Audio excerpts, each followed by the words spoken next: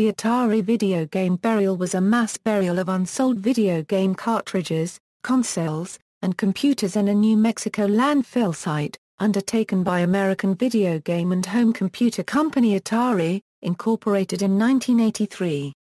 The goods buried were believed to be unsold copies of E.T. The Extra-Terrestrial, one of the biggest commercial failures in video gaming and often cited as one of the worst video games ever released, and the Atari 2600 port of Pac-Man, which was commercially successful but critically maligned. Since the burial was first reported in the press, there have been doubts as to its veracity and scope, leading to a minority considering it an urban legend. However, the event has become a cultural icon and a reminder of the North American video game crash of 1983. It was the end result of a disastrous fiscal year which saw Atari, Incorporated sold off by its parent company. Though it was believed that millions of copies of E.T. were disposed of in the landfill, Atari officials later verified the numbers to be around 700,000 cartridges of various titles, including E.T.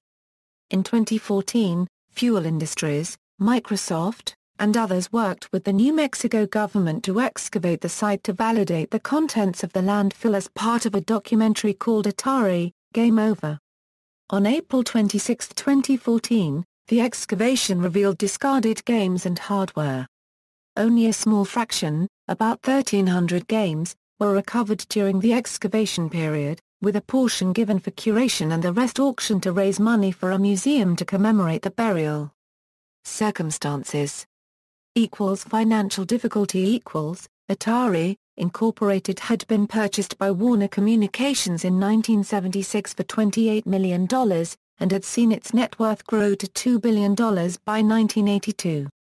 By this time, the company accounted for 80% of the video gaming market, and was responsible for over half of its parent company's revenues, earning some €65 70% of their operating profits. By the last quarter of 1982, its growth in the following year was expected to be in the region of 50%.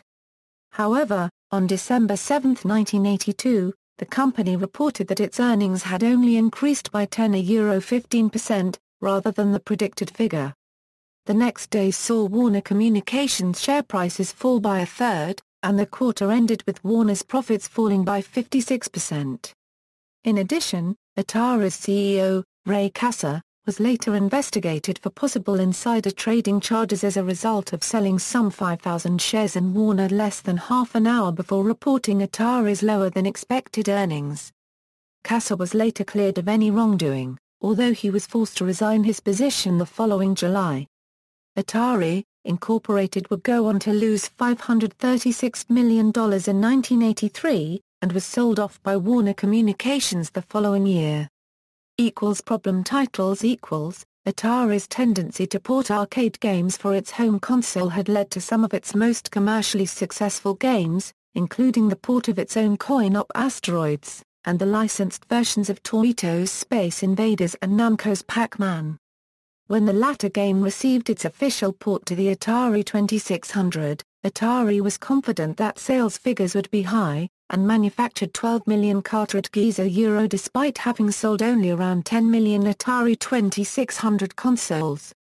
It was believed that the game would be successful enough not only to earn an estimated $500 million, but also to boost sales of the console itself by several million as gamers sought to play the home conversion.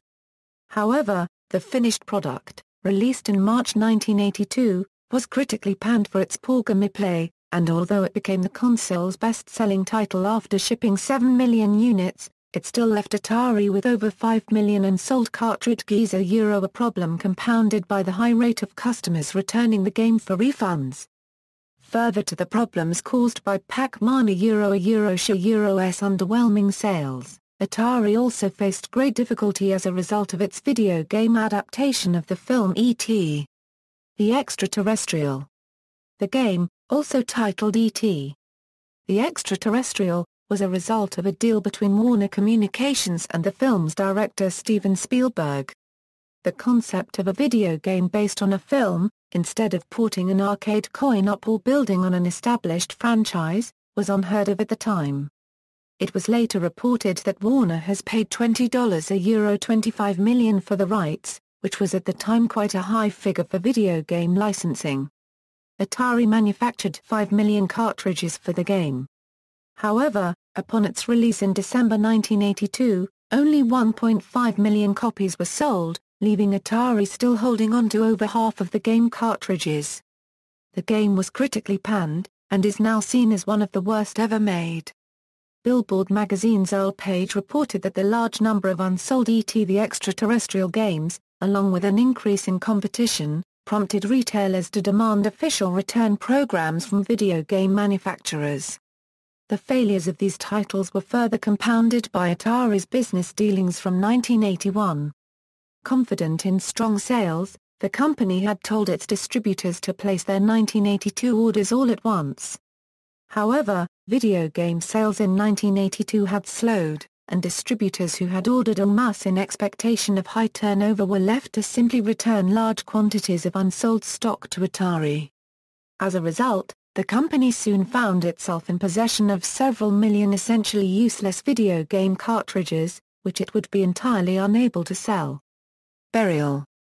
In September 1983, the Alamogordo Daily News of Alamogordo, New Mexico reported in a series of articles, that between 10 and 20 semi-trailer truckloads of Atari boxes, cartridges, and systems from an Atari storehouse in El Paso, Texas, were crushed and buried at the landfill within the city. It was Atari's first dealings with the landfill, which was chosen because no scavenging was allowed and its garbage was crushed and buried nightly. Atari's stated reason for the burial was that it was changing from Atari 2600 to Atari 5200 games, but this was later contradicted by a worker who claimed that this was not the case. Atari official Bruce Enton stated that Atari was mostly sending broken and returned material to the Alamogordo dump and that it was by and large inoperable stuff. On September 27, 1983, the news service UPI reported that people watching the operation said it included cassettes of the popular video games E.T., Pac-Man, Ms. Pac-Man, the consoles used to convey the games to television screens and high-priced personal computers. The news service Knight Ridder further reported on the looting of the dump on September 28 by local kids, stating kids in this town of 25,000 began robbing the Atari grave, coming up with cartridges of such games as E.T., Raiders of the Lost Ark, Defender, and Berserk. On September 28, 1983, the New York Times reported on the story of Atari's dumping in New Mexico. An Atari representative confirmed the story for the newspaper, stating that the discarded inventory came from Atari's plant in El Paso, which was being closed and converted to a recycling facility. The reports noted that the site was guarded to prevent reporters and the public from affirming the contents. The Times article never suggested any of the specific game titles being destroyed, but subsequent reports have generally linked the story of the dumping to the well-known failure of E.T. Additionally, the headline City to Atari, E.T. Trash Go Home in one edition of the Alamogordo News seems to imply some of the cartridges were E.T., but then follows with a humorous interpretation of E.T. meaning extraterritorial, and never specifically mentions the game. Starting on September 29, 1983, a layer of concrete was poured on top of the crushed materials, a rare occurrence in waste disposal. An anonymous workman's stated reason for the concrete was, "There are dead animals down there. We wouldn't want any children to get hurt digging in the dump." Eventually, the city began to protest the large amount of dumping Atari was doing, with one commissioner stating that the area did not want to become an industrial waste dump for El Paso. The local manager ordered the dumping to be ended shortly afterwards. Due to Atari's unpopular dumping, Alamogordo later passed an Emergency Management Act and created the Emergency Management Task Force to limit the future flexibility of the garbage contractor to secure outside business for the landfill for monetary purposes. Alamogordo's then mayor, Henry Paisley, commented that, "We do not want to see something like this happen again." Cultural symbolism and speculation, all of these factors have led to wide speculation that most of the 3.5 million unsold copies of E.T. the Extra-Terrestrial ultimately wound up in this landfill, crushed and encased in concrete. It has also been reported that prototypes for the proposed Atari Mindlink controller system were disposed of at the site, which only further fuels speculation, since Atari Museum owner Kurt Vendel actually currently owns the Mindlink prototypes. Writing for the Pacific Historical Review, John Wells speculated that location's place in the public psyche its proximity to the sites of both the Trinity nuclear test and Roswell UFO incidentally has aided the popularity of the story. The conflicting information surrounding the burial has led to the claim of it being an ET dump being referred to as an urban legend, which in turn has led to a degree of skepticism and doubt over the veracity of the dumping story itself, and the relevance of conflating the event with the later industry downturn. As recently as October 2004, Howard Scott Warsaw, the programmer responsible for the E.T. the Extra-Terrestrial game, expressed doubts that the destruction of millions of copies of the game ever took place. Warsaw also believes that Atari's downfall was more a result of their business practices including alleged block booking of poorly selling games with successful ones when dealing with distributors than any specific failed games. This latter view has been echoed by Travis Fudds of IGN, who believes that Atari's problems, including their huge surplus of unsold stock, arose from the company's overestimation of the sustainability of Atari 2600 sales, rather than being due to the individual quality of games being released. The incident has also become something of a cultural symbol representative of the North American video game crash of 1983, often cited as a cautionary tale about the hubris of poor business practices, despite suggestions that the burial allowed the company to write off the disposed of material for tax relief purposes. The legacy of the burial has led it to be referenced in popular culture. The music video for the song, When I Wake Up by Wintergreen, depicts the band traveling to the landfill site and proceeding to dig up the abandoned cartridges. The video's director Keith Schofield had worked with video game-based music videos before. The novel Lucky Wonder Boy by D.B. Weiss features a scene which takes place outside of Alamogordo, in which two of the characters discuss a parking lot which has been built over the site of the burial. The 2014 film Angry Video Game Nerd, the movie features a plot centered on the burial. Excavation. On May 28, 2013, the Alamogordo City Commission granted Fuel Industries, a Canadian entertainment company, 6 months of access to the landfill to film a documentary about the burial and to excavate the dump site. XBOX Entertainment Studios plan to air this documentary series as an exclusive to the XBOX One and XBOX 360 in 2014 as part of a multi-part documentary series being produced by Lightbox, a US-UK production company. Though the excavation was momentarily stalled due to a complaint by the New Mexico Environmental Protection Division's Solid Waste Bureau citing potential hazards, the issues were resolved in early April 2014 to allow the excavation to proceed. Excavation started on April 26, 2014 as an open event to the public. E.T. the Extra-Terrestrial designer Howard Scott Warsaw and director Zach Penn attended the event as part of a documentary about the burial, as did local residents such as Armando Ortega, a city official who was reportedly one of the original children to raid the dump in 1983. Ortega stated that although he and his friends found dozens of quality games, they gave the ET cartridges away because the game sucked. You couldn't finish it. James Heller, the former Atari manager in charge of the original burial, was also on hand at the excavation. Heller revealed that he had originally ordered the site to be covered in concrete. Contrary to the urban legend that claims millions of cartridges were buried there, Heller stated that only 728,000 cartridges were buried. Remnants of E.T. and other Atari games were discovered in the early hours of the excavation, as reported by Microsoft's Larry Hybe. A team of archaeologists was present to examine and document the Atari material unearthed by excavation machinery. Andrew Reinhardt, Richard Rothhaus, Bill Correia, with support from video game historian Ray Fudgwins and historian Brett Weber.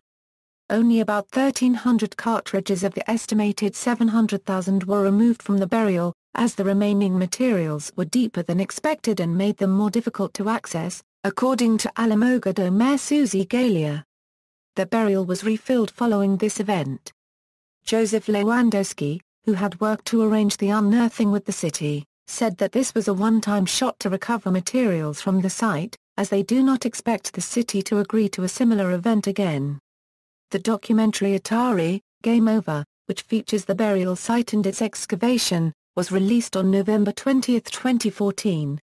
Curation and auction of the recovered materials, a fraction has been given to the New Mexico Museum of Space History for display, and another 100 to the documentary producer's Lightbox and Fuel Entertainment. Galia believes the remaining cartridges can be sold by the city of Alamogordo through the Museum of Space History. She hopes that the sale of these games can help fund recognition of the burial site as a tourist attraction in the future. The city of Alamogordo approved the auction of the games in September 2014, to be sold through eBay and the Alamogordo Council website. As of September 2015, over $107,000 has been raised through the sales of about 880 unearthed cartridges, with one ET copy selling for more than $1,500. About 300 cartridges remain to be sold at a later date given the historical value of the cartridges. One of the ET cartridges that had been dug up was taken by the Smithsonian Institution for its records, calling the cartridge both representative of the burial site but also in terms of video games, how the cartridge represents the ongoing challenge of making a good film to a video game adaptation, the decline of Atari, the end of an era for video game manufacturing, and the video game cartridge life cycle. See also: List of commercial failures in video gaming, History of video game consoles, North American video game crash of 1983. References. External links.